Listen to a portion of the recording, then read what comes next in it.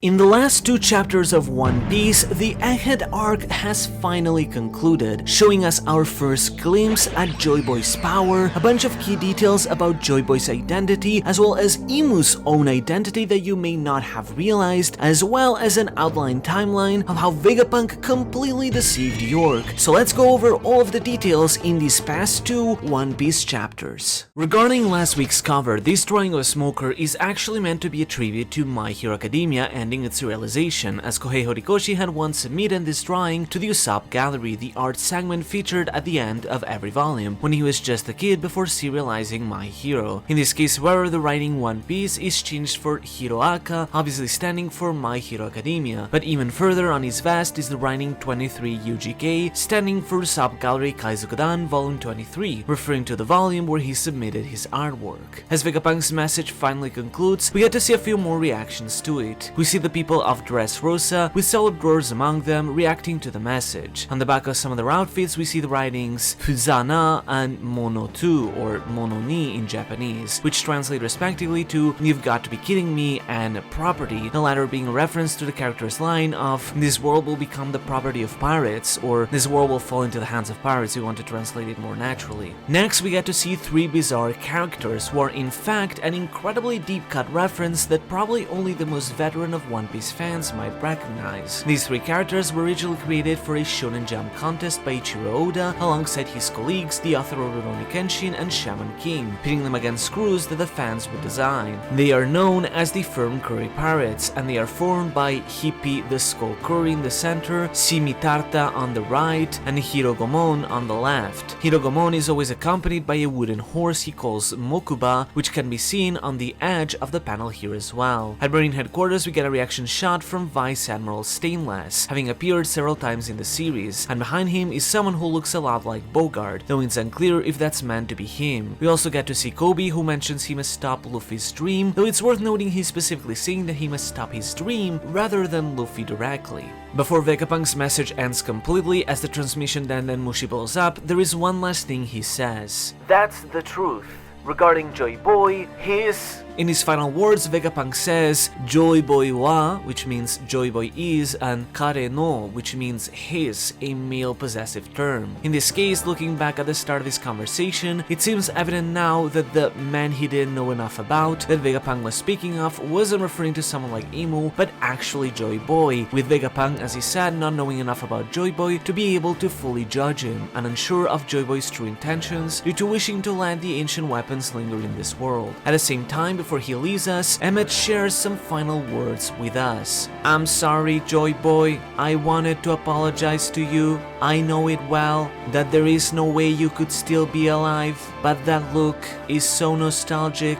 It revived my feelings from that day. I'm sorry, Joyboy, that I couldn't make you king." The fact that Emmett refers to Joyboy not being able to become king is a really interesting concept, because many of us have speculated for a long time that Joyboy could have been the king of the ancient kingdom, since it's evident now from Vegapunk's message he was at least the leader of these people of the D clan. But perhaps Joyboy's ambition was grander and his meaning of becoming king was similar to what Luffy intends, especially with Emmett laughing at Luffy's remark of wanting to become the Pirate King. Him recognizing Luffy as a D-clan member further drives this parallel. Emmett pulls a compartment from within him and pulls out a rope. As the knot of the rope is undone, a massive wave of Conqueror's Haki is unleashed, being the Haki of the original Joyboy. It seems that somehow they were able to find a way in the Void Century to imbue Haki inside of items, perhaps similar to how Black Blades are forged by imbuing Haki within them. It's worth noting that this technology is also similar to that of Weatheria, where Heredas showcase how wind could be stored inside of knots. This connection is particularly relevant because in One Piece Odyssey it was implied that Burka, the homeland of Enel, and by extent Weatheria, which was founded by Burkans like Heredas, were descendants of allies of the ancient kingdom, and thus the weather technology from Weatheria, upon which Nami's current claim attack this build may actually be some remnants of Ancient Kingdom technology. The game isn't canon, but given how they work with Oda, it makes a lot of sense that the part of Virka being connected to the Ancient Kingdom could potentially be, and this only drives that connection further. Joyboy's Haki Blast is so powerful that it splits the skies in half, much like the clashes between other powerful Conqueror's Haki users, but in this case it's doing it entirely on its own alone. At the same time, the Haki Blast is so powerful that it knocks out the Gorosei out of their devil forms and even sends back Workery, Nasuzuro, and Peter back to Marijua. The Saturn interestingly remains behind. We don't understand exactly how this works, but my best guess is that Joyboy's Haki nullified the devil powers of the Gorosei. We know that very strong Haki can nullify devil fruit abilities, so while the Gorosei may not be fruit users but actual devils, it's still possible that Haki may negate their abilities, and in this case it's so powerful that they are knocked out of their transformations, and their warping is negated as well. However, since Saturn traveled physically to Egghead rather than coming from Marijua, it could be the reason why he stayed behind. Mars is also already at Marijua, and it's possible that Luffy's attack may have cancelled his summoning as well, though it's also possible that Luffy literally just sent him flying so far and he flew all the way close to Marijua. And in an unusual display in this case, Mars is actually sitting on the couch. At the same time, however, within the Chamber of Flowers, Imu falls to his knees in shock, recognizing the Haki as Joyboy's. This may not seem like it, but this is a massive deal, as it strongly implies a long-standing theory about Imu's true nature. And the fact that he followed Joyboy's Haki as he was there in Egghead would suggest that, as many of us thought, the Gorosei are in fact extensions of Imu's body. We already know the Gorosei are connected in some form, as they can speak telepathically, so it would make perfect sense if the Gorosei are all clones of Imu, in the same way the satellites are clones of Vegapunk. At the same time, it's also possible that Imu has such strong observation Haki, he could feel Joyboy all the way from Marijua, but being honest, considering how it's literally on the other side of the world, if Imu had this absurd level of Haki, he would clearly notice way more things than just this, so I think the idea that he felt it through the Gorosei, especially to the level of intensity he felt it, is way more likely. As the Straw Hats sail away safely, Emmet recalls an old memory with none other than Joyboy, who makes his first debut in the series. To no one's shock, even if it should technically be a massive reveal, Joyboy is indeed wearing what looks like a straw hat. It's also worth noting that compared to Emmet, Joyboy appears to be quite tall, considerably larger than someone like Luffy, which roughly fits the size of the straw hat in Marijua, which wasn't giant size but was larger than a normal person, which would perfectly fit the same straw hat Joyboy is wearing here size-wise, again reinforcing the idea that the hat in Marijua belonged to Joyboy. It's also worth noting that given his body build, Joyboy doesn't seem to be a buccaneer, though that's assuming from Kuma and Clap that all buccaneers had the same swole build, unless somehow Joyboy was a buccaneer and thus very big and large but simply with a thinner body. But if he isn't a buccaneer, that makes me wonder what exactly was the crime of the buccaneers and why Saturn attributed it to Kuma's dream of wanting to become like Nika. I also should mention that some people seem to think that Joyboy could have a peg leg and an artificial hand, though it's hard to tell if this is the case or if it's just another case of a One Piece character skipping leg day. There's at least though the possibility that Joyboy could be the famous pirate in an eye patch that Oda mentioned would appear in One Piece before the end of the story. As for his speech pattern in Japanese, it's one that is highly reminiscent of someone like young Roger, using the same first-person ore pronoun as Luffy and Roger, while also sounding energetic and boastful like Roger was. It's also interesting to think what the square item he's sitting on may actually be. It looks a bit like the buildings on top of Zou, but they are way too small in comparison to Emmet. They should be a lot larger. So I think that this is either something else or potentially even a poneglyph given its square shape, which would make sense as to why Joyboy is sitting on it. Speaking about Emmet also, we get to see him with some clothes on, which actually resemble a lot those of giants like Brogy, which might point to some connection between Emmet and Elbaf. And this time also, both of his horns were intact as well. As Emmet recalls these final memories, the editor's note in Japanese release reads, as it reminisces, Emmet slumbers away, implying that Emmet is either running out of energy again or even potentially dying altogether, taking away with him all those memories of the Void Century.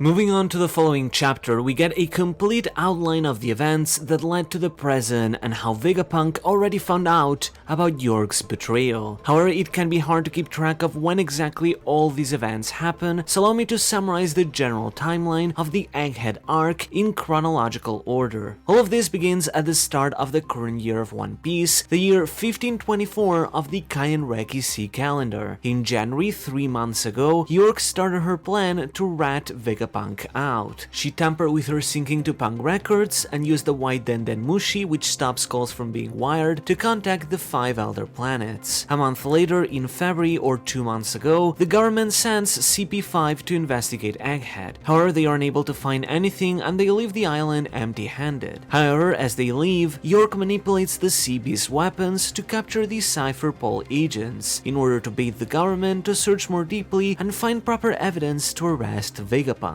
At around the same time, the Straw Hats go through Fishman Island and enter the New World. After another month passes, 1 month ago in March, CP7 arrives at Egghead to conduct another investigation, but history repeats itself and they are captured by York as well. Around this time, the Straw Hats arrive at Wano, and also around the same time, the Cobra dies and Sabo escapes from Marijua. By March 17th, or around 3 weeks ago, the raid of Onigashima takes place. A week later, the festival in Wano takes place as Luffy and Zoro wake up, and around the same time, around March 25th or 2 weeks ago, CP8 arrives at Egghead and vanishes again. At that same time, Vegapunk, Shaka, and Pythagoras discover that someone has stolen a fragment of the Mother Flame, indicating that this is shortly after York stole part of the Mother Flame and sent it to the 5 elders just prior. The 3 Vegapunks try to discover who is the traitor, which they work on over the next 2 weeks, while keeping their synced memories in stealth mode. As another week passes, around April 1st or 1 week ago, Pythagoras discovers that it was York who stole the Mother Flame, and the 3 prepare a plan of action. On the next day, around April 2nd or 6 days ago, the Straw Hats leave Wano. At the same time, Imu deploys his ancient weapon, seemingly Uranus, by feeding it the Mother Flame and eradicates the Lelouch Kingdom. Vegapunk notices this and realizes that this attack will generate a delayed earthquake in a few days. Then, 4 days later or 2 days ago, around April 6, Vegapunk records this message to be transmitted to the world. Since Stella, Pythagoras, and Shaka are all in stealth mode and later wipe their memories, this means the parts of the message we didn't hear ourselves cannot be unfortunately recalled by someone like Lilith. After this, the 3 of them hide the transmission Denden Mushi inside the Iron Giant. This also means that when Vegapunk met Luffy by the Iron Giant, he wasn't trying to hide the Denden Mushi, he was simply trying to warp there to meet Luffy. It's worth noting in these scenes that Vegapunk mentions that they must preserve the technology of the Kumo Huto. This refers to the machine that generates clouds that is shown in the panel, as the word is a combination of the Japanese word for clouds, Kumo, and potentially the word kurafto or craft in English, meaning cloud crafting, the machine that crafts clouds. This is in order to generate island clouds in case the world were to submerge, which seems to reinforce the idea that islands like Skypiea may have actually been man-made by angels of the Void Century in order to avoid sinking beneath the waves after the Great Flood of the Void Century. This does, however, also make one wonder why this is being mentioned here, and if this is some kind of Chekhov's gun that will be used in a future arc by Lilith or something of the like when it's needed the most. The 3 of them then wipe their memories to ensure that the plan goes underway without York knowing. They claim that this is going to be their victory, which parallels Shaka's message that Ohara also managed to attain their victory by preserving most of its books, in what seems to be a clear parallel between how the Ohara incident and the Egghead incident went. Upon waking up, the 3 realize that they are going to die from the letter that is left behind. The next day, around April the 7th or 1 day ago, Shaka calls Dragon to inform him that he believes he's going to die, having been informed by the letter on the day prior. The Straw Hats arrive on the island and Vegapunk tells Luffy he believes the government is going to kill him as well. So faced with a new miracle for an exit with someone who can defend him, Vegapunk decides to change his mind and tries to gamble his chances in an escape. He is however captured by York, shocked that she is the traitor, but this is all part of his plan to make York think that she's the one in control, as Vegapunk remembers nothing about a traitor. Overnight, the Straw Hats capture York and seize control of the Labo phase. Unfortunately though, Shaka and Pythagoras are killed by York's actions. The next morning, present day around April the 8th, a massive earthquake strikes the world, just as Vegapunk predicted, raising the global sea level. Kizaru and Saturn launch their offensive on Egghead, and Vegapunk's Stella is killed by them, triggering the Denden Mushi to send out its transmission. Atlas loses her life against Nasjuro, and supposedly so does Edison, even if that hasn't been fully clarified yet. But Lilith manages to escape with the Straw Hats as they leave Egghead Island. Most of Vegapunk's transmission manages to reach most of the world, warning them of Imu's impending plan and the importance of Joyboy and the One Piece in the bigger picture. Vegapunk's mention of the earthquake makes the world realize that his words must be true, since he did in fact predict the earthquake that would take place 2 days later. However, York has remained alive at Egghead, so unless Stella put another precaution into place, now she and Saturn can seize the power plant and generate more Mother Flames, which could endlessly power Imu's ancient weapon. We don't know how long it would take for those Mother Flames to be generated, but it's evident that they are fighting against the clock to stop Imu from destroying the world. Vegapunk concludes his final message with a very simple wish. He detailed in his transmission that whoever finds the One Piece will be able to affect the fate of the world, but he confesses to Sanji and Frankie that, "I hope that your crew is the one that finds the One Piece." Thus closes the curtain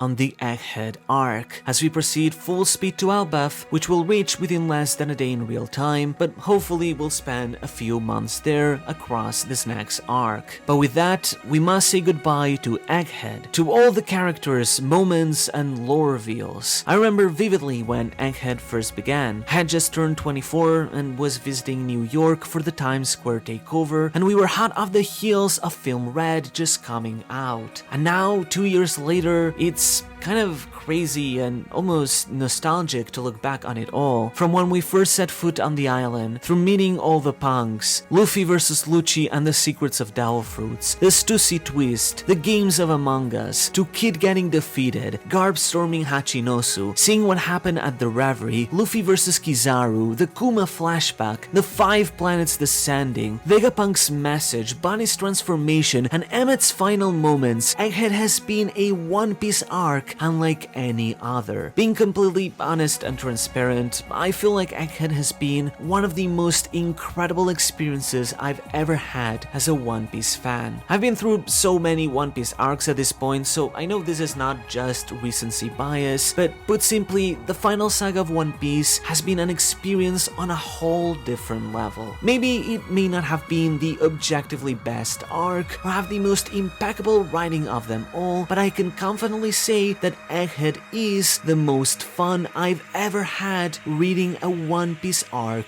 weekly. To all the friends I've made across these years, to all the fans I've been able to share this adventure with, and to Eiichiro Oda for writing one of the most emotional experiences of my life, all I can say is, thank you, Egghead.